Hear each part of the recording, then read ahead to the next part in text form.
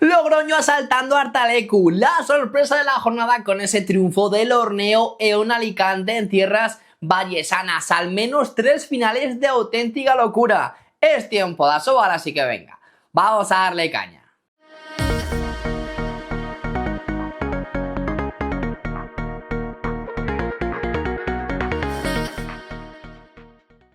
¿Qué tal amigos? ¿Cómo estáis? Bienvenidos a un nuevo tiempo de Asobal, jornada número 9 en nuestra competición doméstica que como cada martes comenzamos ya a repasar con los siguientes resultados. Comenzando por ese Caserío Ciudad Real 29, Bazco Torrelavega 37, Viveros Eronlama 41, Badahuesca 33, Cajasol Ángel Jiménez Puente Genil 33, San y Centro Guadalajara 29, Irudec Bidasoa Irún 28, Dicorpeval Logroño La Rioja 32, Freaking Granollers 29, Horneo Eón Alicante 31, Frigoríficos Cangas 29, Recoletas Atlético Valladolid 30, Revicuenca 24, Tubos Aranda Villaranda 22 y por último cerrando la jornada ese Abanca de Mar León 28, Fútbol Club Barcelona 38, hasta el 10 hubo un partido con una de Mar que mejoró su imagen respecto a Europa y que aguantaba ese toma y daca del Barça, y otro a partir de ahí con muchas pérdidas y con un Nielsen en el segundo tiempo que rompía el encuentro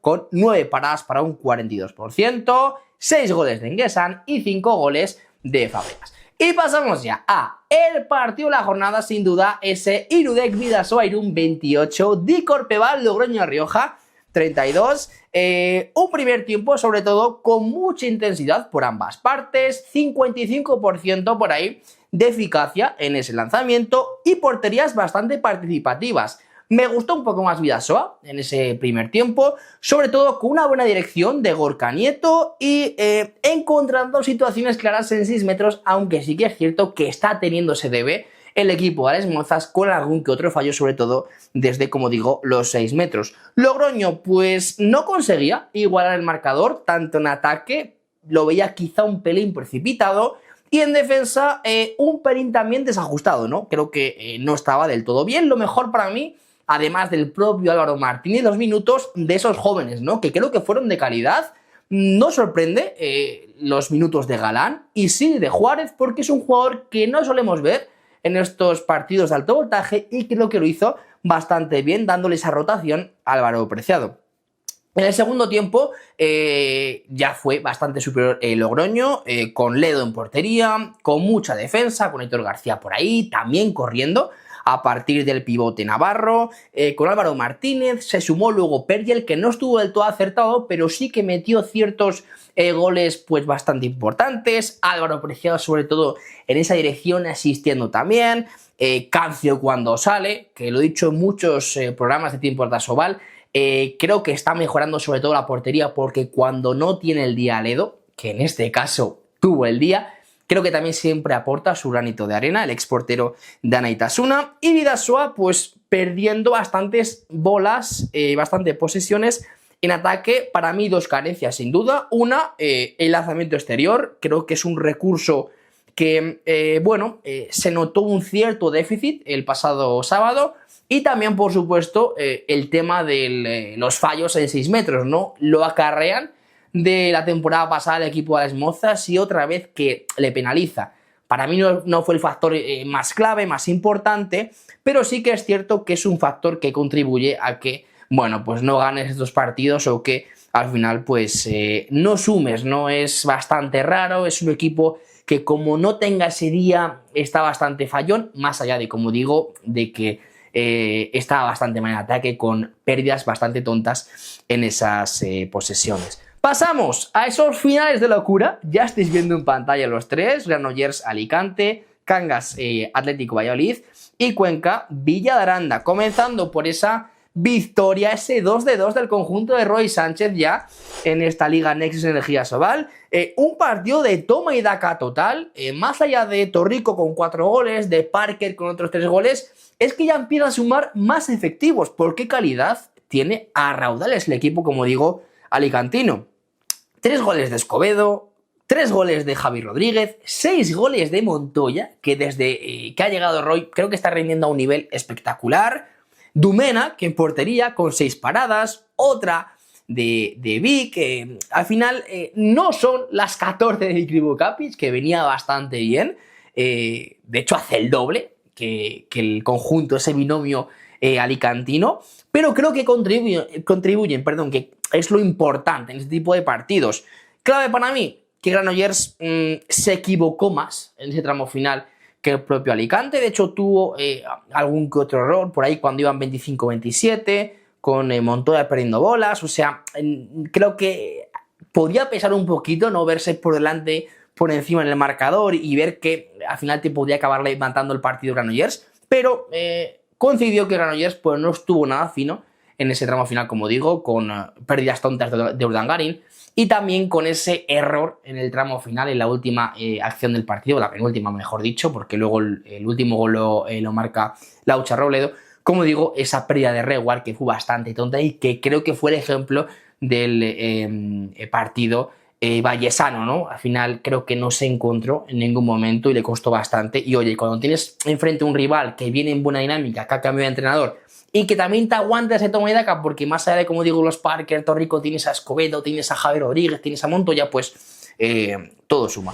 Pasamos a ese triunfo también agónico del Recoletas en Cangas, en tierras morracenses. Un primer tiempo donde Cangas Noguatañal se vuelve a equivocar bastante, comete muchísimos errores y el Recoletas lo aprovecha corriendo con Serrano, con Taogay y también con el propio Guedo, ¿no? Que es un pivote que lo solíamos ver la temporada pasada más en la faceta defensiva y que ahora Pisonero lo está rotando tanto a él como a Ribeiro. Lo positivo para mí del conjunto de Gatañal, como digo, pues que Pañan los mete en partido. De hecho, en el segundo tiempo, cuando está el Recoletas, creo que 4-5 arriba, sobre todo encontrando muy bien a ese pivote y también a Toledo. Además de defender, perdón, tienes a Pañan, ¿no? Que es que para mí está siendo esa figura que sí que suma, pero le hace falta mucho más a Cangas. El final, empatado, igualado, con mucho lanzamiento exterior. La penúltima acción del partido la mete Guedo con un balón a 6 metros, que lo convierte bastante bien. Y Santi López, con una penetración, si no recuerdo mal, estrella la pelota en el palo. Creo que no la toca César Pérez y al final, fíjate lo que son las cosas, que en ese final tan igualado el palo acaba escupiendo la pelota y por tanto hace que los pucelanos sumen de 2. Y por último, el último final igualado, ese Rubí Cuenca 24, tuvo Rana Villaranda 22. Partido de portería sin duda, estadísticas muy atentos, 7 paradas Tonicher para un 30%, 7 paradas Arguillas para un 58%, 17 paradas Pau Guitar para un 41% y 2 de 2 en 7 metros Vasco Teixeira cuando salió. Empezó bien Tonicher, Pau Guitar mantuvo esa constante y Arguillas sobre todo fue decisivo en ese tramo final del partido. Lo de Villaranda, para mí, bastante preocupante en ataque. Creo que estuvo mejor que otros días, pero por ejemplo, sigo sin ver al equipo de Javi Márquez pues jugar bien en ataque. Le está costando bastante, sobre todo en superioridades, ¿no? Que son las situaciones, entre comillas, más sencillas del balonmano, o al menos sumando un jugador más, y le cuesta una auténtica barbaridad. De Cuenca estuvo algo mejor, me quedo sobre todo con las figuras de Fede Pizarro, con 5 goles, y Lima, que con sus más y sus menos te puede dar, te suele restar también, perdón, acaba anotando 8 goles, sobre todo tiene un cañón, es el típico lanzamiento de proximidad, y anotó, como digo, el último tanto del partido, donde Aranda ya estaba defendiendo prácticamente al hombre y a toda pista para anotar, como digo, ese 24-22 final. Pasamos a lo más destacado de la jornada, una vez hemos repasado esos 4 encuentros, además de esa victoria holgada del Barça. Seguimos repasando la jornada, pero como os comenté, es otra dinámica, ¿no?, de programa para hablar, obviamente, absolutamente de todo. Vamos con esa victoria, triunfo bastante holgado del Vasco Torrelavega por 29-37 en el Quijote Arena, partido para mí muy serio, sobre todo en ataque. Creo que fue el mejor partido tanto de Prokop con 10 tantos y de Isi Martínez. Luego se sumó Marcio en el segundo tiempo, pero creo que fue un partido sobre todo de decir la gente que estuviera en el Quijote, ¿no? Es imposible parar a este binomio, a este dúo. En defensa también muy bien, saltando a los impares, robando, corriendo por ahí con Alex Rubiño, anotando a portería vacía. Luego en portería suman tanto Calle como Tercariol esas 5 paradas. Para mí los debes, sin duda de Jacobo Cuétara, es que ni Scott, ni Maestro, ni Jurkovic, esa segunda unidad, no estuvo fina. Y por parte de Caserío, se notó bastante que no pudo aguantar ese ritmo, ese nivel. Me quedo con José Andrés Torres, pero más allá de los 10 goles, creo que suma tanto en defensa, con su polivalencia en ese avanzado, en ese 5-1, como en el 7-6. Había ciertas acciones donde, colocándose de pivote, jugando con doble pivote el conjunto de Santi Urdiales, amagaba la pelota como que se le iba a dar a su central o a su primera línea de turno y luego acababa penetrando. No es una acción que solemos ver bastante y que es normal que Jacobo se equivocara, ¿no? Se cabreara, porque la solemos ver en muchos partidos y se la hacía al equipo cántabro. Pasamos a la victoria también holgada del Nava ante el Huesca, 41-33. Sobre todo, Nava parece que se está encontrando poco a poco, ya suma 6 puntos, luego vemos esa clasificación. Y como digo, victoria muy coral, o sea, sumaron además de Bandeira, por ejemplo, Pablo Herranz con 8 goles, Taulu Fuanitu con 7 goles, David Fernández también con 5 goles. Me está gustando mucho este último, David Fernández, sobre todo en ese posicional donde le da, bueno, cierta fluidez a la pelota, interpreta muy bien el balonmano penetrando, lanzando en proximidad, asistiendo a sus compañeros. Me está gustando mucho esa versión con mucho pozo, con mucho protagonismo y sobre todo que se le ve más suelto, por ejemplo, que con Caserío. Y luego tanto Pablo como Tau, sobre todo corriendo y penalizando esos típicos errores que tiene Cuenca y que por supuesto pues le está costando bastante corregir.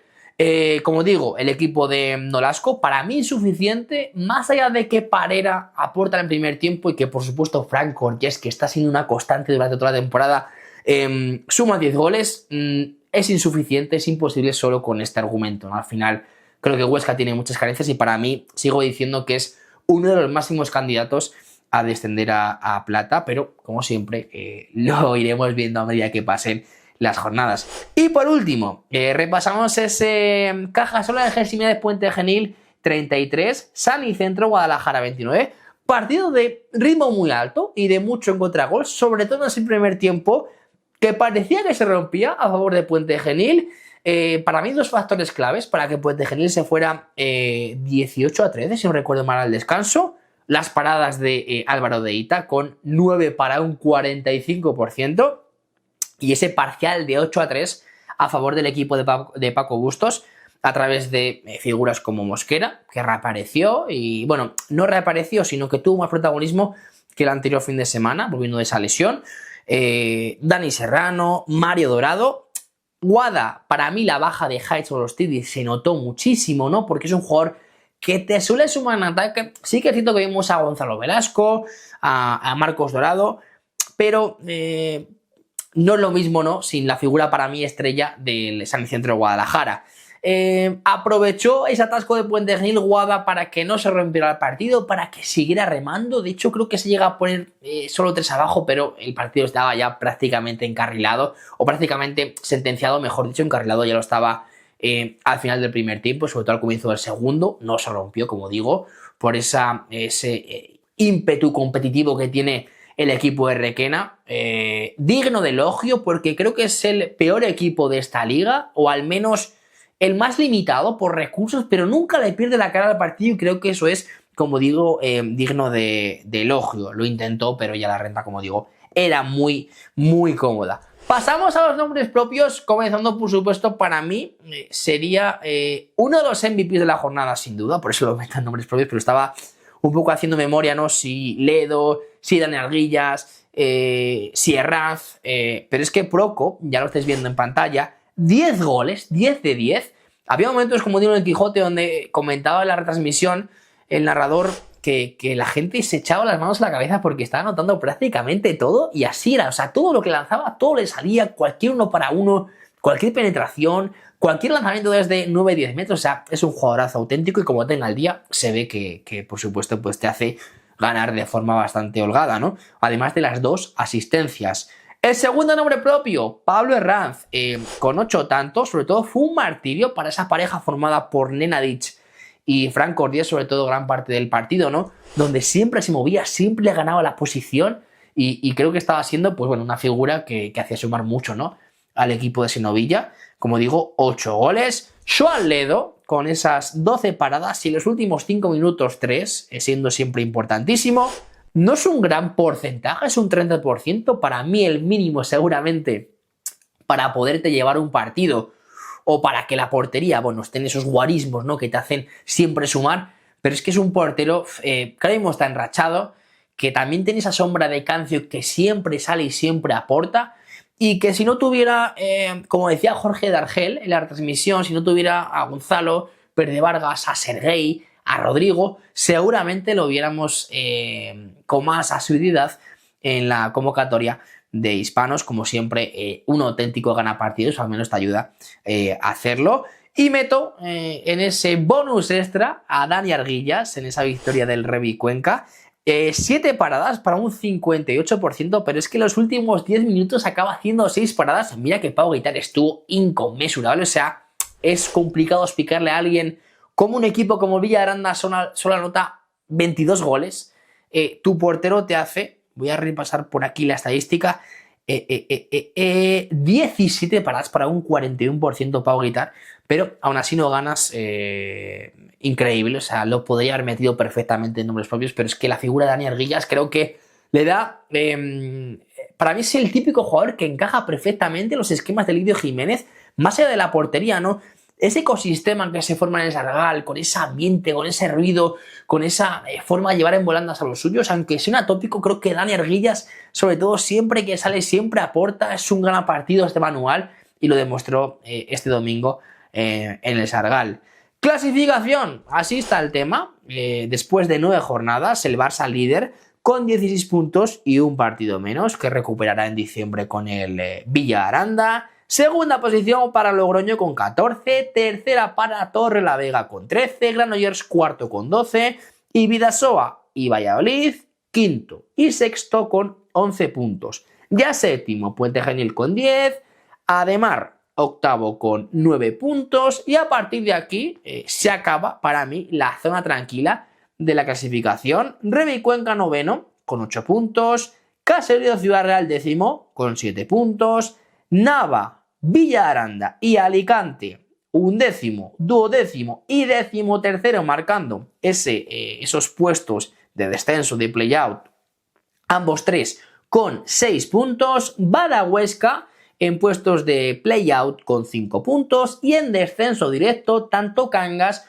como Guadalajara. Por cierto, este martes partidos importantísimos que tenemos en Europa. He visto que todos se juegan a partir de las 9 menos cuarto, coinciden los tres en la misma franja horaria y los tres en casa. Bidasoa, clave ganar a San Rafael, el equipo francés de Sergi Pérez, también de Chema Márquez. Como digo, clave ganarle de 3, si no se complica bastante la clasificación a la main round. Granollers Slovan, sobre todo para afianzar esa clasificación a la siguiente ronda, y Ademar seguramente sea una de esas últimas balas. Recibe al Partizan, un Ademar que por cierto ha comunicado que Dani Gordo no seguirá al frente del equipo ademarista a partir de la próxima temporada 2026-2027. ¿Te ha gustado el programa? ¿Cómo lo has visto? ¿Cómo has visto, como digo, esas secciones que estamos estrenando en estas últimas semanas? ¿Cómo has visto a Logroño, esa victoria sorpresiva de Alicante, los finales de locura? Cualquier cosa que quieras comentar, como siempre, déjamelo abajo en comentarios. Y también, por cierto, el próximo vídeo que haga, el jueves lo lanzo, va a ser un preguntas y respuestas de todo. Contesto temas de Asobal, temas de fichajes, temas de hispanos, competición europea, cómo estoy viendo, por ejemplo, al Barça, a Bidasoa, a Granollers, lo que sea, dejádmelo por los comentarios, que haré un vídeo, lo grabaré seguramente el miércoles por la tarde-noche, así que si te apetece participar, déjamelo aquí. Como siempre, gracias por estar ahí, gracias por verme el vídeo y hasta entonces, mucho balonmano y siempre balonmano.